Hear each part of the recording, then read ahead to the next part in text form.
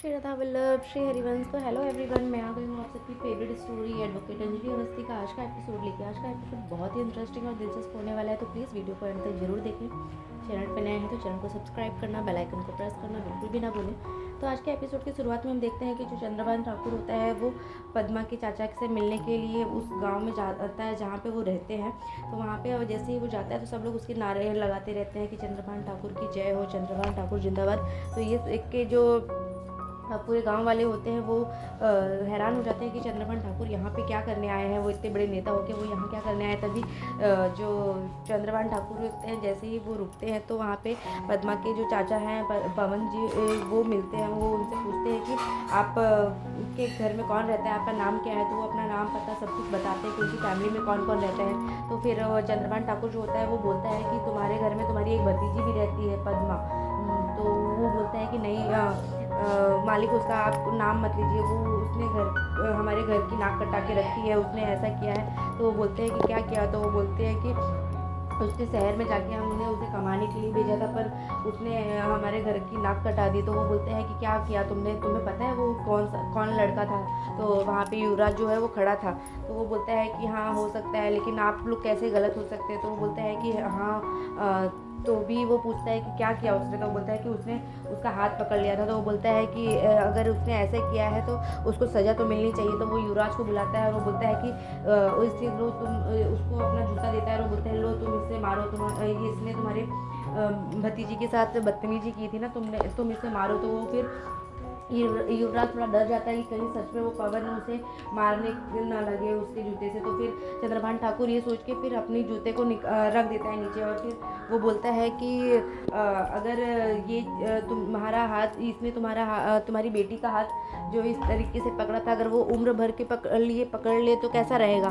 तो वो समझ नहीं पाता है उसकी बातों को। तो फिर बोलता है कि आप क्या कह रहे हैं मालिक, मुझे समझ में नहीं आ रहा। तो वो बोलता है कि मैं तुम्हारी बेटी की शादी, तुम्हारी पद्मा की शादी युवराज से करवाना चाहता हूँ। और ये सुन के फिर वो बहुत ही रोने लगता है कि आपकी बहुत कृपा है, ये सब उसे बोलने लगता है और फिर उसके नारे लगाने लगता है। तो ये देख के फिर जो चंद्रभान ठाकुर होता है वो उसे शादी का कार्ड देता है और वो बोलता है कि मेरे बेटे युवराज सिंह ठाकुर की शादी तुम्हारी बेटी पद्मा के साथ होगी, तुम अपने परिवार के सही साथ आना, अब हम लोग समझी हो गए हैं। तो ये सुन के जो युवराज होता है वो समझ जाता है कि ये तो बहुत ही मतलब कोई पॉलिटिशियन करना सीखे तो पॉलिटिक्स तो मेरे पापा उसमें माहिर हैं। तो ये सुन के फिर वो समझ जाता है कि ये इनका क्या प्लान है। और यहाँ पे हम देखते हैं कि जो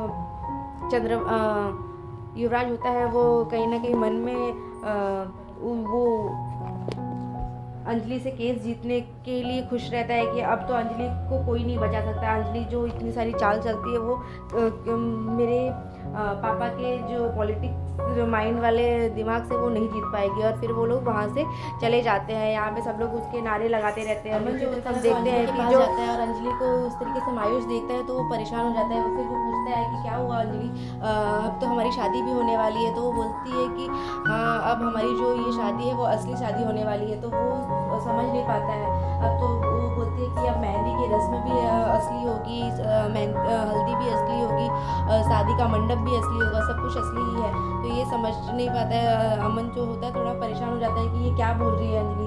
तो बोलता है कि हाँ अंजलि मैं तुमसे बहुत प्यार करता हूँ और मैं हम साथ में रहेंगे तो अच्छा रहेगा। तो वो बोलती है कि लेकिन मैं इस तरीके से कैसे लड़ सकती हूँ, मैं ये जो राघव सिंह राजपूत का घर है वो मेरे लिए पिंजरे जैसा है। तो वो बोलता है कि पिंजरे जैसा क्यों है, तुम ऐसा क्यों बोल रही हो अंजलि। तो बोलती है कि हाँ मैंने कभी नहीं सोचा था कि मैं उसके साथ केस लड़ते लड़ते एक दिन उसके घर की ही बहू बन जाऊंगी। तो वो समझ नहीं पाता है और फिर वो अंजलि की फीलिंग्स को समझता है कि हाँ अंजलि किस तरीके से परेशान हो रही है। तो वो बोलता है कि अंजलि मैं तुमसे एक बात बोलूँ। तो वो बोलती है कि हाँ। तो वो बोलता है कि तुम इस घर छोड़ के चले जाओ, ये शादी चलेगा, मुझे कोई मैं संभाल लूँगा। तो वो बोलती है कि आप ये क्या बोल रहे हैं। तो वो बोलता है कि हाँ लेकिन तुम्हारे लिए तुम्हारा काम ज़्यादा ज़रूरी है और मैं नहीं चाहता कि तुम जो इतनी सारे लोगों की हेल्प करती हो, इतनी सारी औरतें जो लाचार हैं और जो पद्मा जैसी मोलेस्टर लड़कियां हैं उनको तुम्हारी सख्त ज़रूरत है। और रही बात, तुम्हें उन सब का भी साथ देना पड़ेगा और जो कि तुम इस घर में रह के, इस पिंजरे में रह के नहीं दे पाओगी।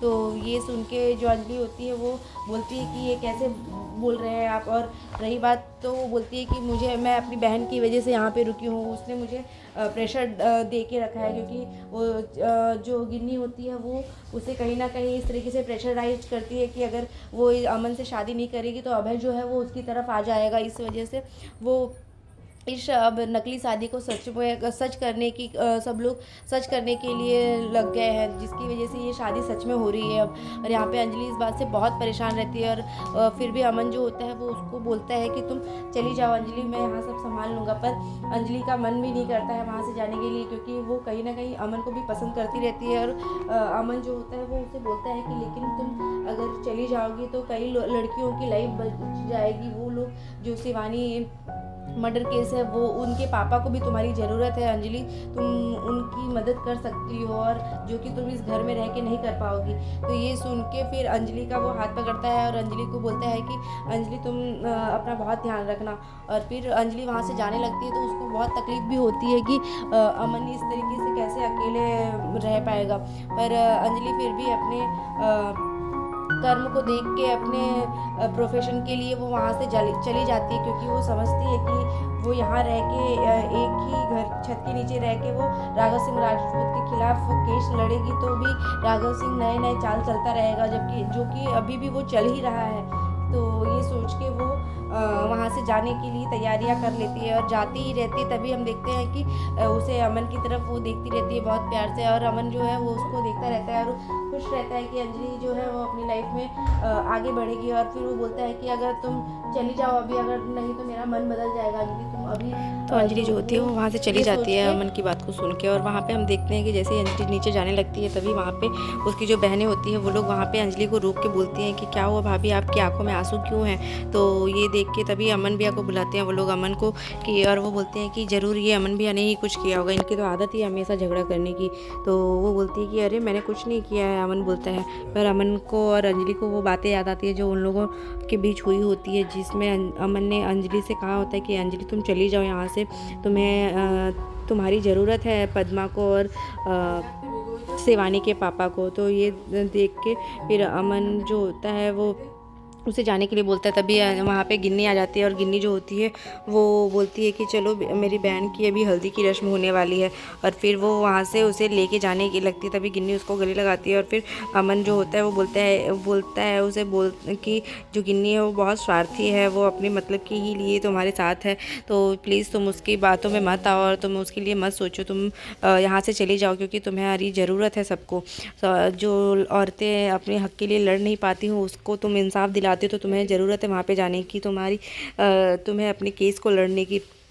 पर गिन्नी जो होती है वो उसे वहाँ पे रोक लेती है और फिर वो लोग उसकी हल्दी की रस्म को स्टार्ट करने के लिए इसे लेके जाते हैं बैठाने के लिए। और यहाँ पे हम देखते हैं कि अमन और अंजलि के बीच जो वो बात हुई होती है कि तुम मेरी एक शाम के लिए क्या पत्नी बन सकती हो, तो अमन को और अंजलि को वो बात याद आने लगती है। और फिर अमन जो होता है वो अंजलि को देखता रहता है कि वो लोग उसे लेके जाते हैं उसकी हल्दी की रस्म के लिए। तभी हम देखते हैं कि वो लोग एक दूसरे के साथ एक अच्छा सा गाना मतलब सोचते हैं कि वो लोग एक दूसरे के साथ डांस कर रहे हैं और अपनी हल्दी की रस्म को सेलिब्रेट कर रहे हैं। पर अंजलि यहाँ पे खुश नहीं रहती है बिल्कुल भी, और वो वही सब सोचती रहती है कि अगर कल को शादी हो जाएगी तो क्या करेगी वो, राघव सिंह राजपूत के इस महल से क्या वो बाहर निकल पाएगी या नहीं निकल पाएगी। तो यही सब सोच के उसे बहुत टेंशन होती रहती है। और यहाँ पे हम देखते हैं कि वो लोग उसकी तैयारियाँ, हल्दी की तैयारियाँ करते रहते हैं, वो लोग उसके साथ संगीत भी करते हैं। और अंजलि जो होती है वो बहुत ही मायूस और उदास रहती है इस बार इस सब को सोच के कि उसकी अब शादी हो जाएगी और ये शादी सच में होने वाली है। सब लोग की ऐसी प्लानिंग चल रही है कि क्योंकि अभय जो होता है उसको विश्वास नहीं होता है कि ये शादी इन लोग की सच में हुई है, तो उस बात के लिए वो उस चीज़ को सच करने के लिए वो उन लोग की शादी करवाना चाहता था। तो आज के एपिसोड में बस इतना ही है फ्रेंड्स, मिलते हैं नेक्स्ट एपिसोड में, जहाँ पे हम देखने वाले हैं जी जो राघव सिंह राजपूत होता है वो गणेश अवस्थी को फ़ोन करके बोलता है कि मेरी बेटी की शादी होने वाली है, तो आपको वहाँ पे आना ज़रूरी है। तो इस तरीके से जो धमकी देता रहता है, तो अंजलि वो बात सुन लेती है और अंजलि जो होती है वो उससे पूछती है कि आपने मेरे पापा को इस तरीके से क्यों बुलाया और क्यों आप ऐसा बोल रहे हैं उनके लिए। तो फिर जो राघव सिंह राजपूत होता है वो बोलता है कि अपने मन में ही वो सोचता है कि मेरे बेटे के साथ शादी तो सिर्फ काव्या सिंह ठाकुर की ही होगी, तुम्हारी नहीं। और यहाँ पे अंजलि जो होती है वो बोलती है कि मेरी शादी होने वाली है तुम्हारे बेटे के साथ। तो यही नेक्स्ट एपिसोड में क्या होता है, मिलते हैं फिर नेक्स्ट एपिसोड में। तब तक के लिए bye bye, take care, Radhe Radhe.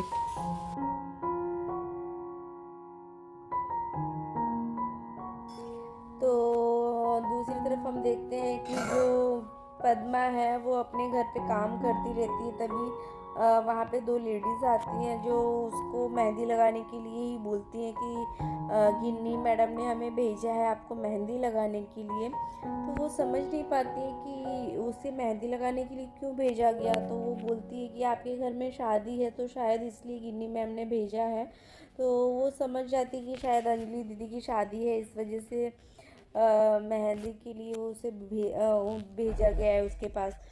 तो वो बोलती है ठीक है आप लगा दीजिए मेहंदी। मतलब वो पहले तो उसे शक होता है कि ये क्या हो रहा है, फिर वो बाद में समझती है तो वो हाँ कर देती है उसकी मेहंदी के लिए। तो हम देखते हैं कि जो पद्मा होती है उसे डर लगता है कि क्या हो रहा है उसके साथ। और दूसरी तरफ हम देखते हैं कि युवराज ठाकुर के घर पे भी, मतलब चंद्रभान ठाकुर के घर पे भी काव्या की मेहंदी हो रही होती है, जिसकी वजह से सब लोग खुश रहते हैं। रति जो होती है वो भी खुश रहती है कि उसकी बेटी की शादी होने वाली है फाइनली, जो अमन के साथ। और ये सोच के फिर उसे ऐसा लगता है कि अब सब ठीक हो जाएगा। और यहाँ पे हम देखते हैं कि अंजलि जो होती है वो बहुत परेशान रहती है। नंदिनी जो होती है उसके लिए अच्छे से मतलब एक सॉन्ग डेडिकेट करती है।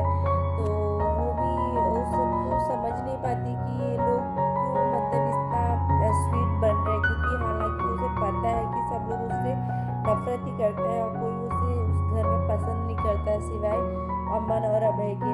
पर गौरव भी जो होते हैं वो भी बहुत खुश रहते हैं कि अंजलि की शादी हो रही है अच्छे से। और यहाँ पे हम देखते हैं वो चीज़ें उसको समझ नहीं आ रहा होता है, वो बहुत परेशान रहती है अंजलि। और यहाँ पे हम देखते हैं कि जो चंद्रभान ठाकुर होता है वो भी कुछ नए प्लान करते रहता है अंजलि के खिलाफ, क्योंकि अंजलि को उसे पता है कि ये चंद्रभान ठाकुर का बेटा जो युवराज है उसको उसे जेल तक पहुंचाना है, जस्ट बिकॉज की पद्मा वाले केस की वजह से वो बहुत ही गुस्सा है और वो उसकी किसी भी हाल में उसे जीतना है। तो ये सोच के फिर वो केस को लड़ने के लिए तैयारियां करती रहती है। और यहाँ पे हम देखते हैं कि चंद्रभान ठाकुर जो है वो अंजलि के खिलाफ षड्यंत्र रचता रहता है कि जो युवराज ठाकुर है उसके साथ उसकी शादी हो जाएगी पद्मा की। और यहाँ पे पद्मा को मेहंदी लगती रहती है, तभी युवराज है ना वो उसे कॉल करता है। जो लड़कियों को भेजा रहता है वो गिन्नी ने नहीं बल्कि युवराज ने उन दोनों लड़कियों को भेजा था पद्मा को मेहंदी लगाने के लिए। और ये काव्या का प्लान था। तो ये देख के फिर वो पूछता है उसे कॉल करके कि उसे मेहंदी तो लग गई ना, उसे कोई शक तो नहीं हुआ। तो वो बोलती है कि हाँ पहले तो हुआ मुझे थोड़ा सा, पर उसके बाद वो मेहंदी लगवा ली होती है। तो इस वजह से तो फिर वो बोलती है कि मुझे इसके डबल पैसे चाहिए। तो बोलता है कि तुम्हें पैसे जितने चाहिए वो मिल जाएंगे। तभी वहाँ पे काव्या आ जाती है और वो पूछती है कि क्या हुआ भाई, सब कुछ ठीक तो है ना। तो बोलती है कि हाँ पद्मा को मेहंदी लग गई है, पर मुझे अब उस लड़की के साथ शादी करनी पड़ेगी। उसका क्या स्टेटस है और मेरा क्या स्टेटस है। तो उस वजह से फिर वो बोलता है कि तुम्हें खुद को बचाने के लिए ये तो करना ही पड़ेगा भाई। तो काव्या जो होती है वो बोलती है कि तू टेंशन मत ले, मैं तुम्हें कुछ भी नहीं होने दूंगी, क्योंकि उसे ऐसा लगता है कि वो अपने भाई को कहीं ना कहीं अंजलि के मतलब अंजलि जो उसके अगेंस्ट इतने सारे सबूत इकट्ठे किए हैं उससे बचाने के लिए उसे कुछ तो